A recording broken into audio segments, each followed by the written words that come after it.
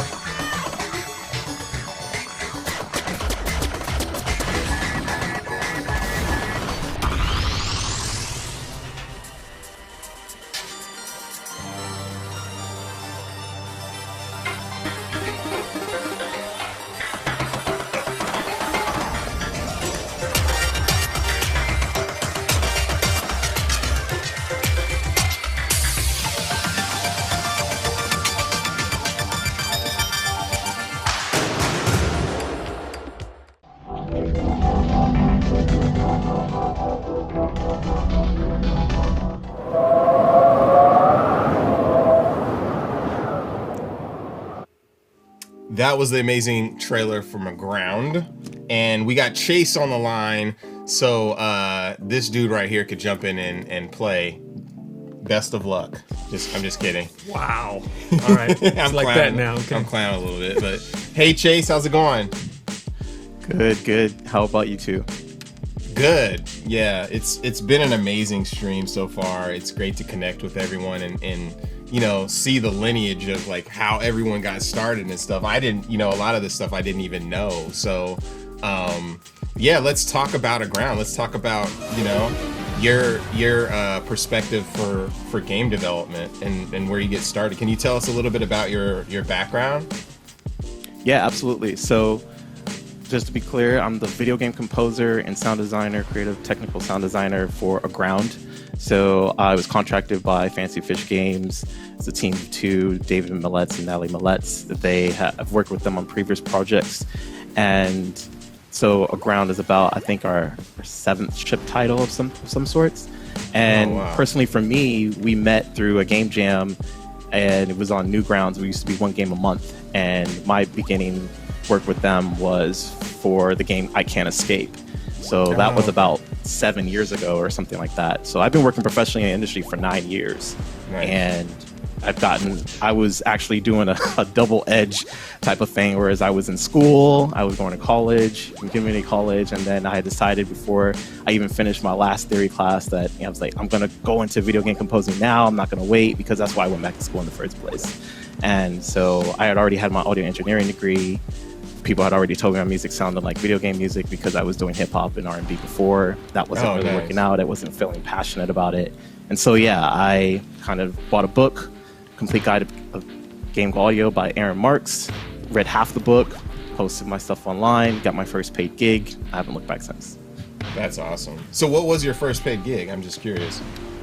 The first paid gig was a game called Electron Flux that was on Android. And that was a mobile puzzle game, whereas you have to give an output from the electrons that are coming from a certain source and get the maximum efficiency path that you place based off of the tools that you have in the puzzle to get a higher percentage of that. And the puzzles get a little bit more difficult to get that output path. So you have to sometimes transmute your electrons from being green to yellow and yellow to red. And but the shortest path possible to efficiency. So I created the music soundtrack for that. It was my first gig. That's super dope. Where are you located, by the way? Right now I'm based in Los Angeles. Oh, okay. Cool. Yeah. How has it been like maneuvering through, the game industry as a composer? I know everyone has their like animators. Like Tyreek was an animator, right? So he had a different path, and he's like, I'm gonna make my own stuff and like that kind of thing. So how have you maneuvered through the industry so far? I've done my best to just show up. I realized that was something that one of my mentors had told me, and I've done my best to kind of push as hard as I could. Wait. What do you mean by just showing up? Show up. Yeah. Okay. Yeah, so yeah. if there are conferences such as Game Developers Conference in San Francisco, or Game Sound Con, or PAX, and those are the places that you actually need to kind of show up to, or any type of collective meeting. If you can't afford those type of things, hopefully get to your nearest indie meetup and just have your presence be known and say, hey, I'm such and such, I do X. And that is the biggest thing I've found. The people, if you're not there, they will forget you. And I've tested this. I didn't show up to a couple parties, and they were like, hey, where is he? And I was actually at GDC. It's just I wasn't showing up to certain parties. So it's been interesting to maneuver certain ways. I've taken all kinds of angles. I tried to get journalists to pay attention to me. I've tried, to talk to developers online, in person, do all the meetup stuff. I try to create my own opportunities as much as I possibly can. And there's probably a gift and a curse at the same time, because that breeds so much ambition and tenacity within me to be just like creating until you finally get it. That is dope. That's why I wanted to pause on that, because it's like, I think that's extremely important. Like, folks were like, when we were putting this together, they're like, are you sure? You've been working 18-hour days on this Guerrilla Collective thing. We're pushing it back. Are you sure you want to do this weekend? And I'm like, hell yeah, we gotta make this happen. I gotta find. And thank you for having it. Thank you, and thank you for being on. I mean, I'm not trying to like boost myself up, but I just feel that it's very important to say that you have to find the energy even when you're tired to keep moving forward, because it's self-motivating, it creates momentum, but then it also creates momentum within others, because they're seeing you do that and they're asking you the questions, and you need those fundamental answers. But before I interrupted you, keep going about like your trajectory and maneuvering. So like I was saying, it's just wasn't much left to say. Is I've basically tried to create as much opportunity as I possibly could have created. Joining game jams is still another way of creating opportunity, and as part of visibility. And even though it feels tough to think of it, to moil and persevere, if you want something and you're passionate about it, I realize that you just have to continue to do that over and over and over again. Like you were saying, even if you're tired, we have self-care, but to also, like we were saying earlier, we were speaking to Tyreek, is to keep creating. And I think that's just most important, and stay active and keep showing. If you can't make it to one thing, find a way to show up to something else, even if it's virtual, so that you're in people's minds constantly. And that's what I'm figuring out, is that you just have to stay visible. Cool. So while you were working on a ground, how was that experience like rolled out, and how did that everything come together with the composition and stuff? So I was brought on full time for about a year, and from there they were in early access. So we were in early access for about some time of a year, because the game's been in development for about 2.5 years or so. So it was a prototype. They released a demo. Demo took off. Everybody loved it. Then we decided, hey, let's keep it pushing forward, move into early access. And initially, the beginning music took me 3 months to write. I had this pull, whereas usually I write way faster than that. I can write a track in a day or two, fully mixed, mastered, or anything. But for this one, I wanted to take my time. It had a certain theme to it, and I write for the games first and foremost. It's an entire art form, whether it's the writing, the design, the graphics, the programming, all of these disciplines go with music and sound collectively, and that's what I write for. So the process for me was just pulling in the perfect sound palette or near perfect sound palette that I could have that would embody what a ground is. And that's why it took me 3 months to write the initial theme, but that's still the most popular theme that everybody loves. So it shows that I took my time with it, really dove in focused without trying to rush through it. And from there, it was actually an uphill battle because once it got popular, more people were like, I love this. And so I was like, okay, well, they like it. I want to bring it to the next level. And they like this one, but I got to take this one to the next level and make it better and better and better. And so I was averaging about a track a week. Oh, wow. And there's about, I think, 34 tracks. But I also took breaks in between that because I had to switch to sound design. And there was a lot of sound design to be done. I haven't even got a chance to count all of that yet. But I'm pretty sure it's at least over 300 sounds that I've done by myself and tested and did all that as well. Cool. So the art is very in-depth by Aaron Knoll, and the programming and the writing by David and Natalie. So it's a robust game, and you have to have, my goal was to not have it be monotonous, but the theme of progression, which is most focused foreground, and to have that be conflated within the game as well as the music. That's cool. So I didn't even realize that you did all the sound design and all the composing. That's quite a feat. That's awesome. Thank you.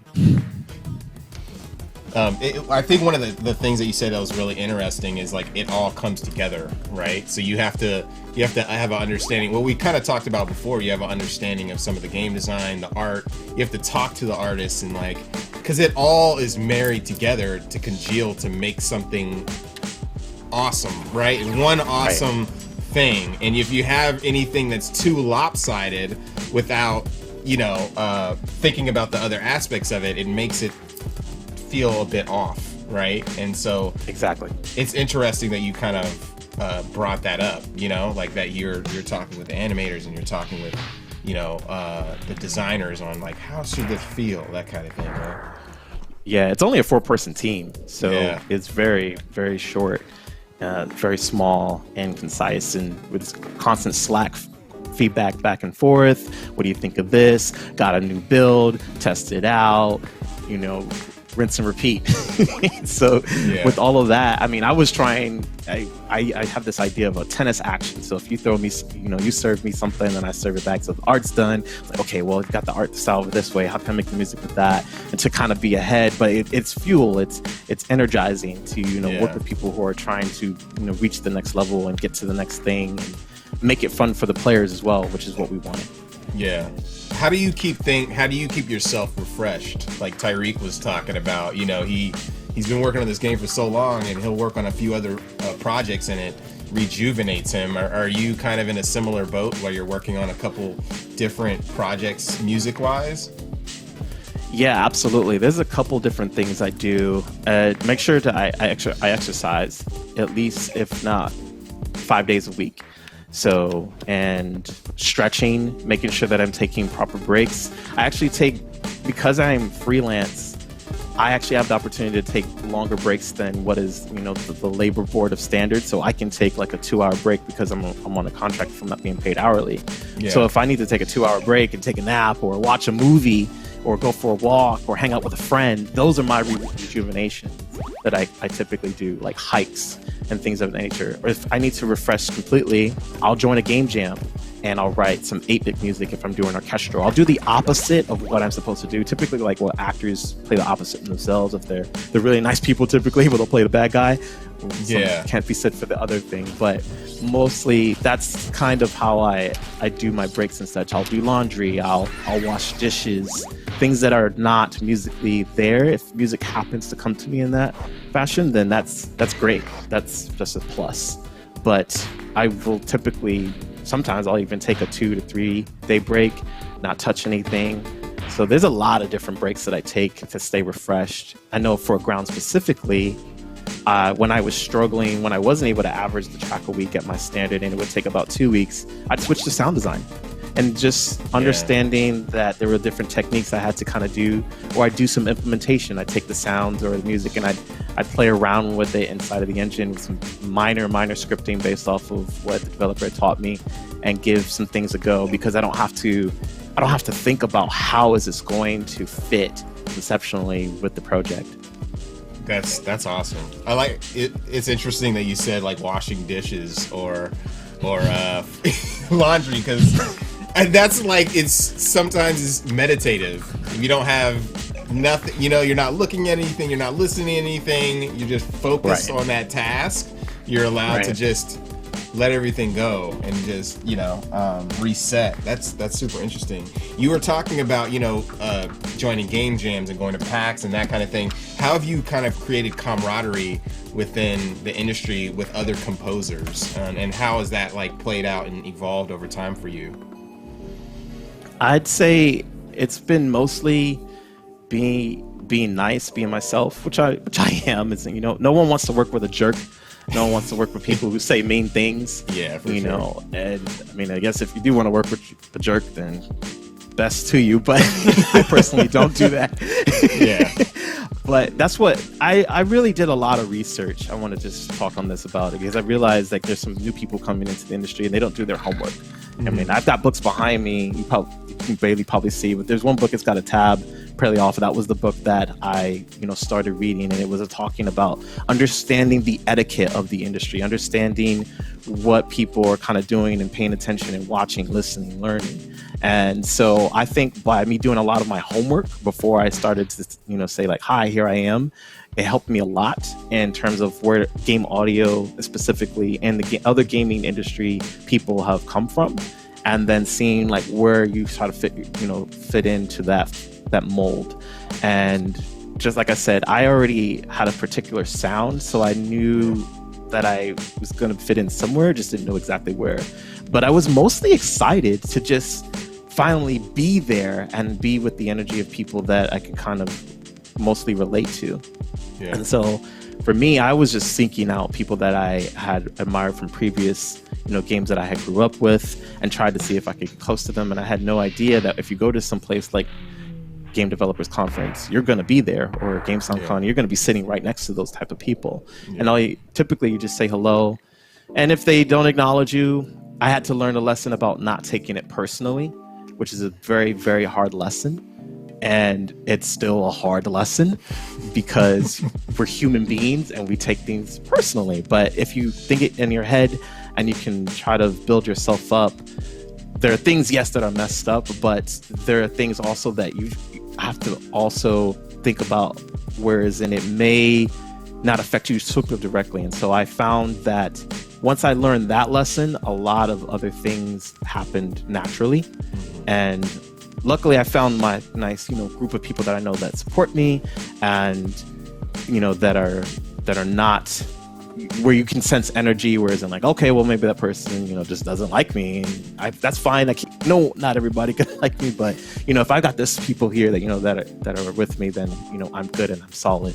And so I think for just the hard work I've been putting in, showing up continuously to be everywhere. I don't know if you guys watch Reboot, but my mentality is like, I'm trying to be Bob on the internet right now. Like, Bob got lost on the internet. I'm trying to be Bob after he comes back from the internet. That's so good.